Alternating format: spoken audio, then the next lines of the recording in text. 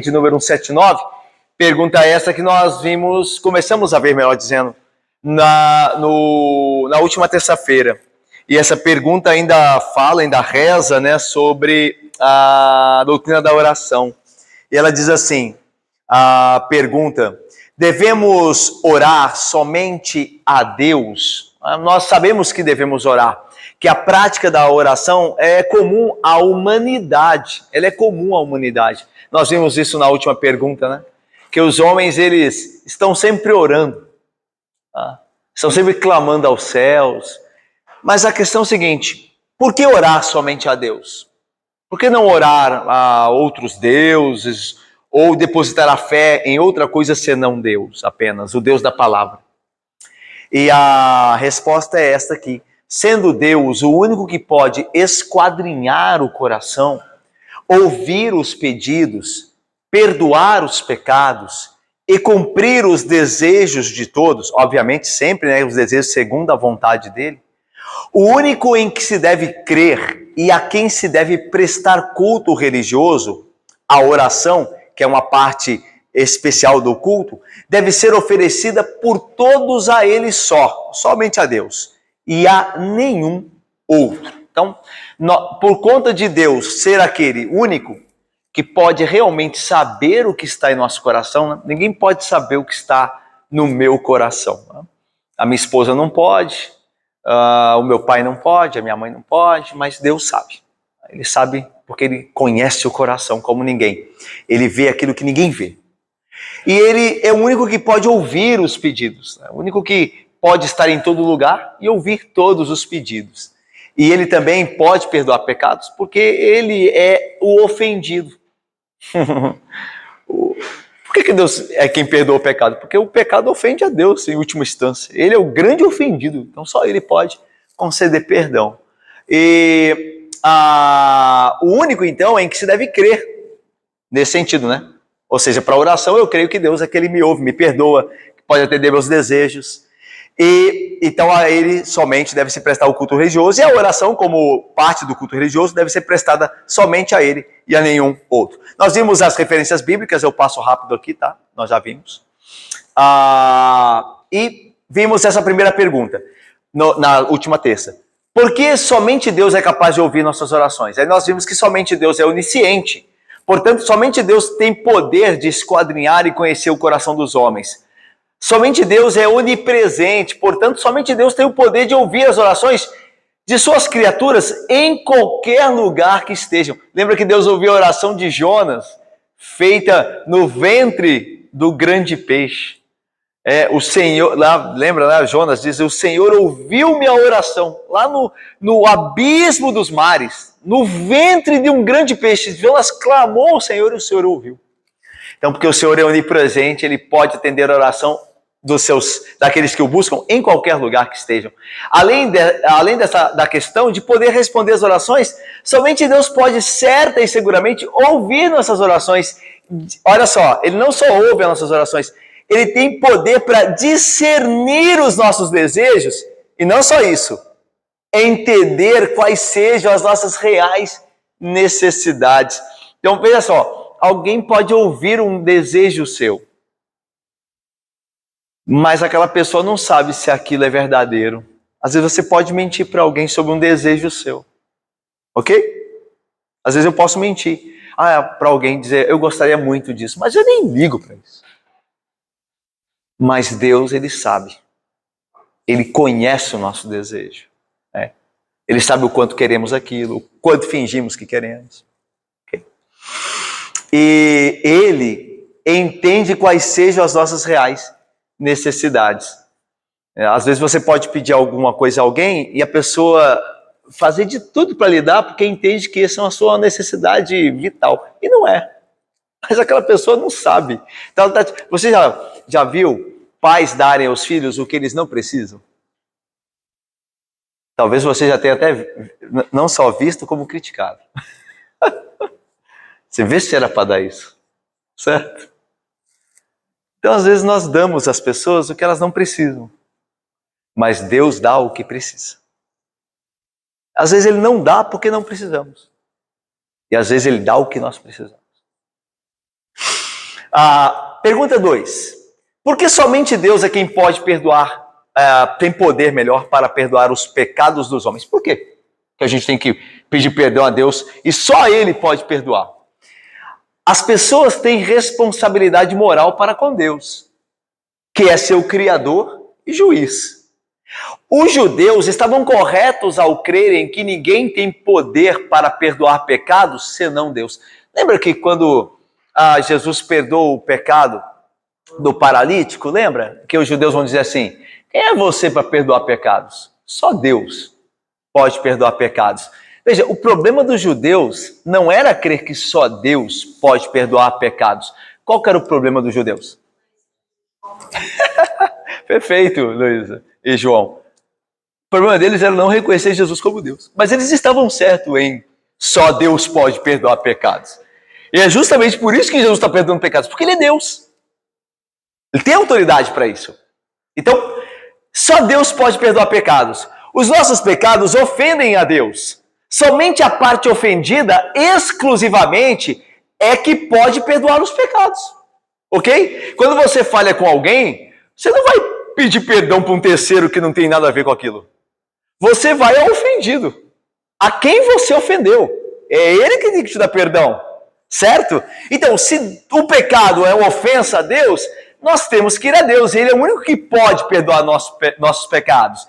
Nosso arrependimento e oração por perdão devem ser dirigidos a Deus, não a uma terceira parte.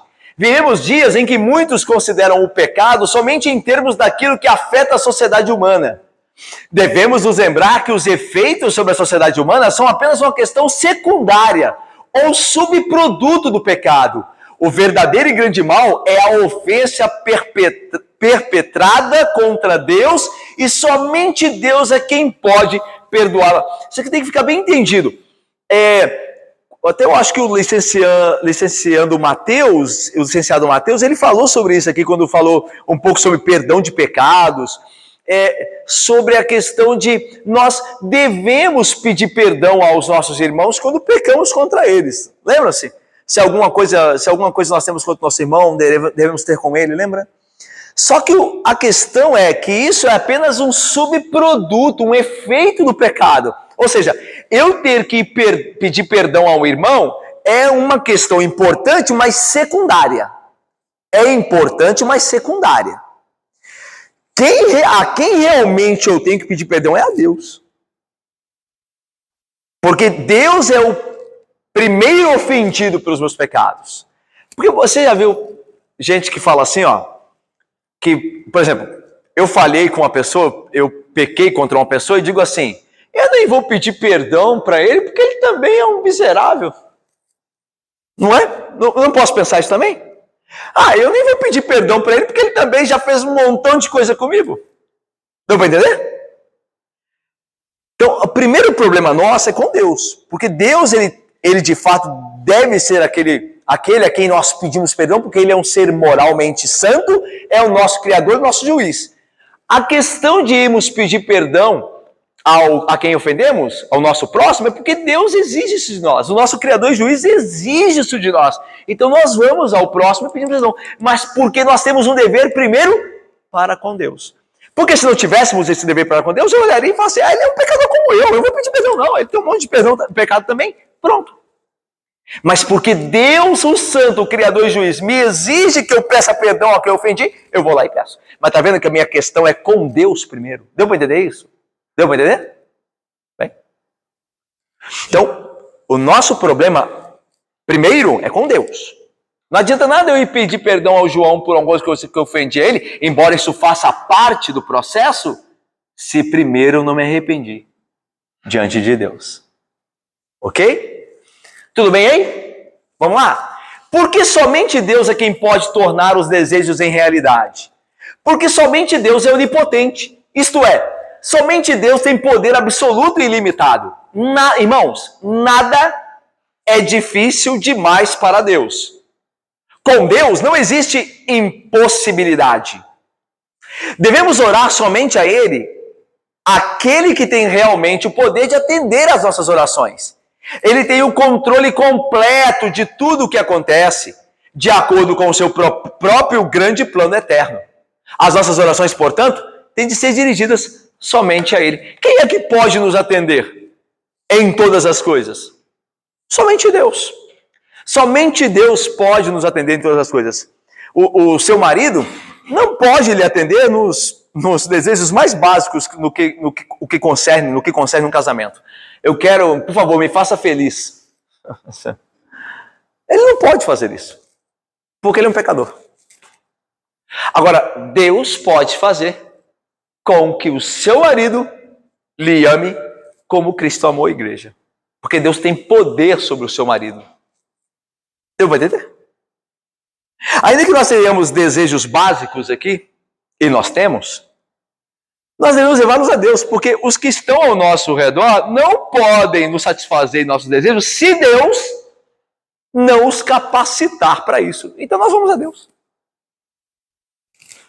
Ao invés de ficar exigindo a minha esposa que ela me seja mais submissa, eu peço isso a Deus. Senhor, faça a minha esposa mais submissa. E que eu ame mais a minha esposa, como ela deve ser amada. Ok? Porque não adianta exigir da uma pessoa. Porque já viu como dá exigência, né? Exige uma coisa ali, aí a esposa exige outra coisa ali, aí vai lembrar que você não é aqui também, não é muito fiel ali. Então leva essas coisas a Deus. Porque Deus é quem pode resolver essas coisas. Deu para entender? Ok? Tranquilos? Irmãos, não quero dizer que não possa haver conversa, né, entre casados, né? Mas se não conversar com Deus primeiro, não adianta nada. Ok? Vamos lá? Continuando. O que quer dizer o catecismo com, abre aspas, ele, ali no caso Deus, é o único em que se deve crer. O catecismo quer dizer com essa declaração que Deus é o único em quem se deve crer como objeto de fé religiosa. Não apenas cremos que Deus existe, que é onipotente, infinito, eterno, etc.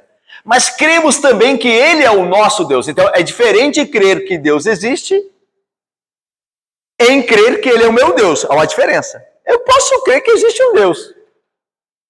E eu posso crer que existe um Deus e que esse Deus que existe é o meu Deus. Então nós devemos crer que Ele existe, mas também crer que Ele é o nosso Deus. Se relaciona conosco pessoalmente, nos amou, nos salvou. Confiamos a Ele a nossa vida, nosso destino.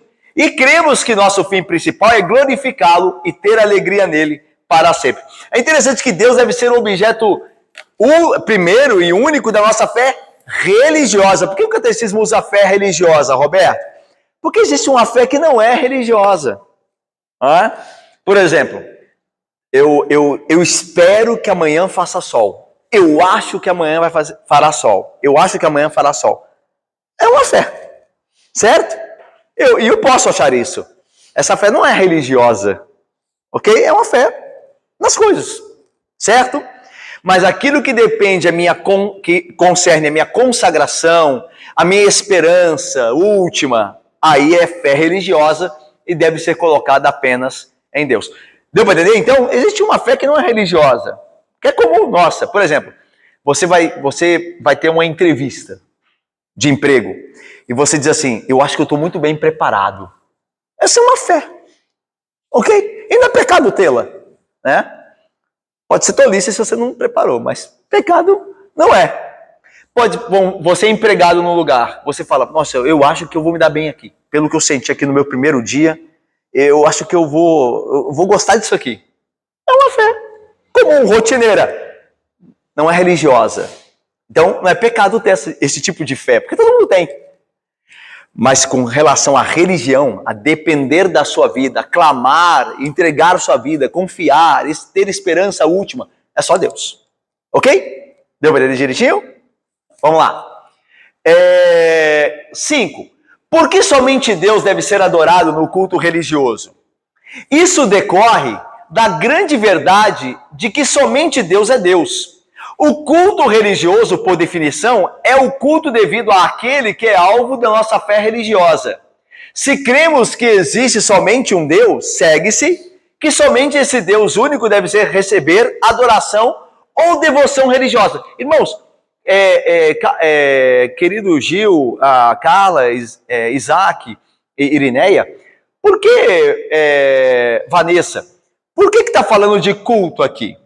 Porque apenas Deus merece culto? Porque lembra que a oração é, de fato, um elemento do culto. Ok? Quando nós oramos, nós estamos cultuando a Deus. Então, por isso está falando que o culto só se deve a Deus. Logo, a oração só se deve a Deus. Porque a oração é um elemento de culto. Deu para entender? Ok? Então, as nossas orações devem ser sempre feitas a Deus, porque nós cultuamos apenas a Deus. Seu João. Eu falei que crer não é o bastante, né? Crer que existe um Deus. Como diz o outro, já é um bom começo, mas não é o bastante. E Tiago 2, verso 10, diz assim: Crês, fazes bem. Até os demônios creem e tremem. Perfeito. Aí, no caso de quem só crê que Deus existe, os demônios fazem mais, né? Os demônios estão melhores colocados, não que a situação deles seja boa, mas estão melhores colocados do que quem apenas crê que Deus existe. Porque os demônios creem e tremem. Então, eles fazem mais ainda, né? Ok? Vamos lá, então? Ok aqui? Como a oração é um elemento do culto religioso, logo, todo culto religioso deve ser dado somente a Deus, então nós devemos orar somente a Deus. Por fim, essa aqui é a última. Aí você fala assim, você está pensando, o pastor vai gastar 20 minutos dela. Todos têm o dever de orar a Deus? Todos têm o dever de orar a Deus? Sim. Sim. O não crente, ele tem o dever de orar a Deus. Ele não ora, isso é verdade, mas ele tem um dever. E ele será punido por não fazê-lo. Mas ele tem o dever. Todos os homens deveriam buscar ao Senhor em oração. Ok? Porque todos os homens têm a obrigação de cultuar a este Deus que criou a todos. Lembra que a oração é um elemento de culto.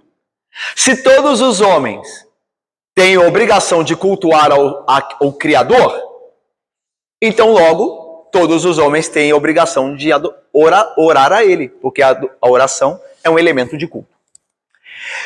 Então, todos devem ter o dever de orar ao Senhor? Sim. Somente o crente em Cristo pode orar de maneira aceitável. Porque somente quem crê em Cristo é quem tem o auxílio do Espírito Santo na oração. As orações dos que não creem em Cristo, que tentam se aproximar de Deus sem ser através de Cristo como seu mediador, não podem agradar a Deus. Mas, atenção, negligenciar a oração é ainda mais pecaminoso e desagradável a Deus. Então tem muita coisa boa aqui, né? Que nos ensina coisas para a nossa vida. Primeiro, que só o crente pode fazer oração e essa oração ser aceitável a Deus. Por quê? Porque o crente é melhor, porque o crente é mais santo. Não, é porque o crente crê em Cristo, que é o mediador. As nossas orações não são ouvidas por Deus porque nós temos mérito, ou porque nossa performance é exemplar, e aí Deus fica até assim, né, maravilhado como nós oramos. Não é nada disso. A nossa oração é ouvida por Deus porque nós sinceramente cremos que Ele nos ouve por meio daquele que é o mediador, aquele que tem todo o mérito, que é Cristo. E porque Cristo nos amou e nós estamos nele, Deus se agrada em nos ouvir. Mas porque nós estamos no Filho dele. Nós pertencemos ao Filho. E tudo que é do Filho, Deus tem prazer. Então, é nesse sentido que nós somos ouvidos e a nossa oração é aceita, porque é feita em nome de Cristo. Por isso nós oramos sempre no final, em nome de Jesus. Amém? Porque é no nome dele que nossas orações são aceitas, são agradáveis a Deus. Ok? Então, só os crentes podem orar de maneira que Deus seja agradado. Quer dizer que Deus não atende a oração do ímpio? Deus não atende a oração do ímpio porque Deus não, obviamente, né? Deus, ele não ouve a oração do ímpio, né? A ideia de que a oração do ímpio não pode chegar a Deus. Quando fala que Deus não ouve, obviamente não quer dizer que Deus não saiba. Deus sabe tudo, né? Ele ouve até o ímpio falando. Mas a ideia de não ouve é não atende. Ele não pode atender a oração do ímpio porque o ímpio não ora em nome de Jesus, não crê em Jesus. Então você vê orações de ímpios bonitas. Pega um católico apostólico romano orando.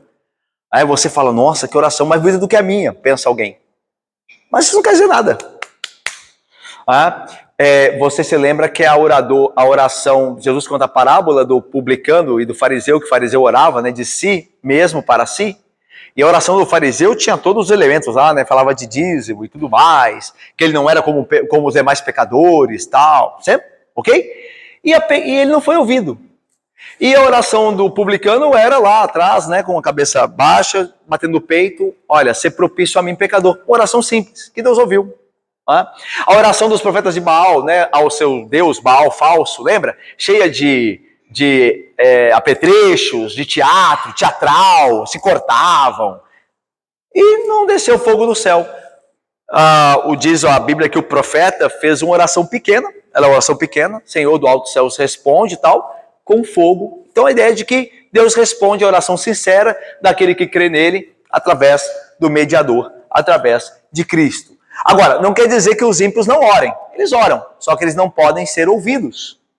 Tá? Porque eles não confiam no mediador, eles não creem em Jesus Cristo verdadeiramente. Ainda que falem o nome dele. Porque você fala assim, mas eu conheço gente que não é evangélico, que fala o nome de Jesus. Sim, mas lembra o que Jesus disse? Ele fala assim, em teu nome fizemos isso, em teu nome fizemos aquilo. A Jesus diz, eu não vos conheço, apartai-vos de mim, malditos. Então falar o nome de Cristo não quer dizer que eu conheça de fato, né? Porque Deus, lembra? Ele é o único que pode esquadrinhar o coração. Lembra lá? Então isso faz toda a diferença quando ele vê o nosso coração e sabe que nós cremos nele verdadeiramente. E aí, por consequência, ele também nos ouve e se alegra com a nossa oração. E aí, por fim, aí tem um ponto interessante. Mas negligenciar a oração é ainda mais pecaminoso e desagradável a Deus. Quem é mais desagradável a Deus? O católico apostólico romano ou o ateu? O ateu. Os dois são desagradáveis a Deus. Mas o ateu tem um agravante. Ele nem cogita que existe um Deus. E isso é mais ofensivo ainda. Então veja, não quer dizer que o católico virou agora uma boa pessoa, ou eu, protestante, presbiteriano, que não creio em nada em Deus, faço coisa errada, mas vou na igreja e faço a oração bonita, que eu passei a ser mais agradável, que eu passei a ser agradável só porque tem o ateu do outro lado. Pô, pelo menos eu não sou ateu. Não, eu sou desagradável a Deus também. Então esse é o ponto aqui.